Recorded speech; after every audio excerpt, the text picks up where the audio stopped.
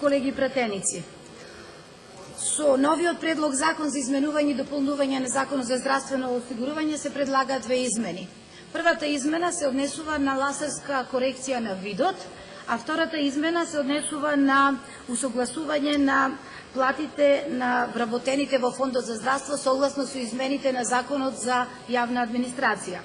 Имено ќе почнам одназад малку со проблематиката. Значи, на Комисијата за здравство разговаравме со директорот на Фондот за здравство на Република Македонија и на поставеното прашање како овие измени ќе се одразат врз платите на вработените во Фондот за здравство, ни беше одговорено дека нема да има никакви негативни последици, туку дека ова представува само едно усогласување.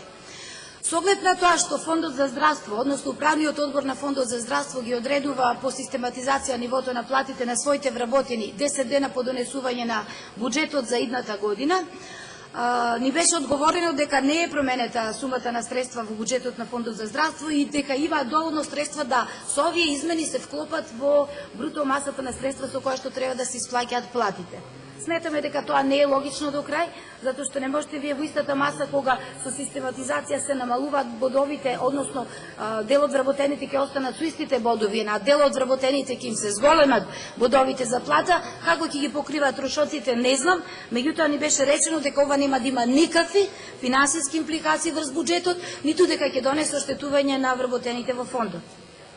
И сега јас малку повеќе би сакала да се осврнам на втората измена, која што се предлага со предлог Законот за измена и дополнување на Законот за здравствено осигурување, која што се однесува на делот за ласерска корекција на видот. Во предлог законот не беше детално опишано за која категорија на граѓани ќе се однесува оваа законска измена и на нашето прашање ни беше одговорено дека тоа е мерка која ќе се однесува селективно на многу тесен круг на осигуреници. Затоа ние како опозиција во ова предлог законско решение повторно гледаме една популистичка и предизборна мерка на актуелната власт, се со цел па макар и секој глас да успее да го придобие за како гласачко тело. Зошто велам популистичка мерка?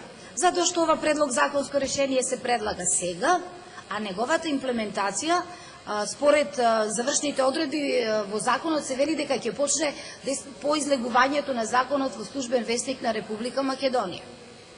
Меѓутоа, она што не оди во прилог на имплементација на овој закон веднаш после донесувањето е тоа што за тековната година не се предвидени никакви финансиски средства за имплементација на истиот. Значи, планирате корекција на видот, тоа се зафати кои што чинат пари поприлично, кај нас се работат само во приватно здравство, а не се предвидени никакви средства.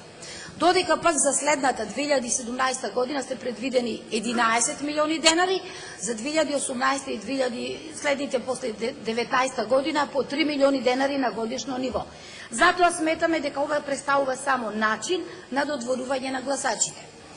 Мерката била предвидена според кажувањата на предлагачот, односно директорот на Фондот за здравство и представникот од Министерството за здравство, за категорија на млади лица на возраст од 18 до 24 години, кои што имаат